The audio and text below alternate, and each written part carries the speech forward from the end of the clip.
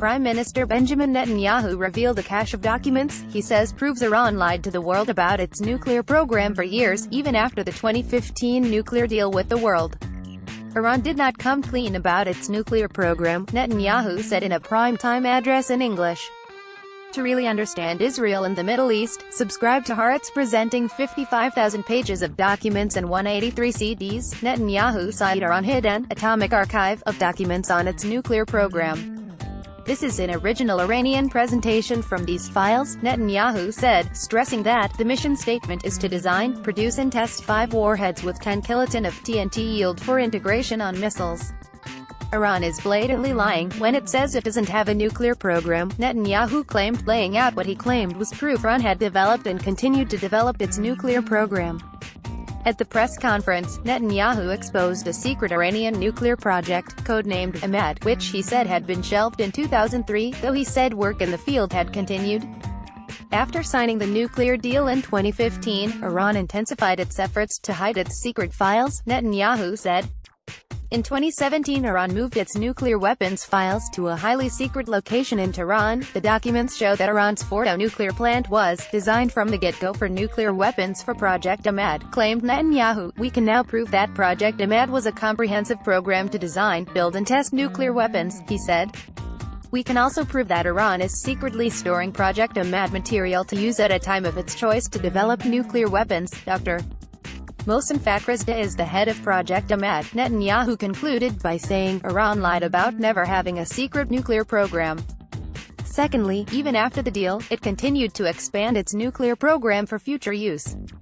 Thirdly, Iran lied by not coming clean to the IAEA, he said, adding that, the nuclear deal is based on lies based on Iranian deception. We've got more newsletters we think you'll find interesting. Click here. Please try again later. U.S. President Donald Trump, who spoke publicly 30 minutes after Netanyahu's speech, said that Netanyahu's speech showed that I was 100% right in criticizing the nuclear deal. Prior to Netanyahu's conference, Trump spoke with Netanyahu over the phone on Sunday to discuss the current situation in the Middle East, the White House said.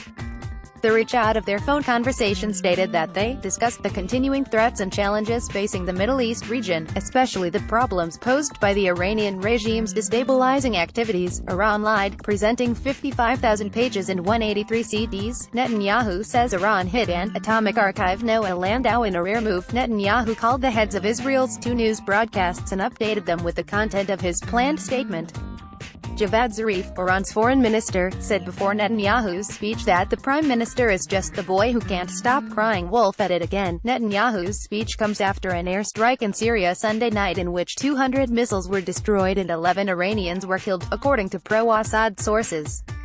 Various reports attribute the strike to Israel, but the origin of the attack remains unconfirmed. Breaking, the boy who can't stop crying wolf is at it again.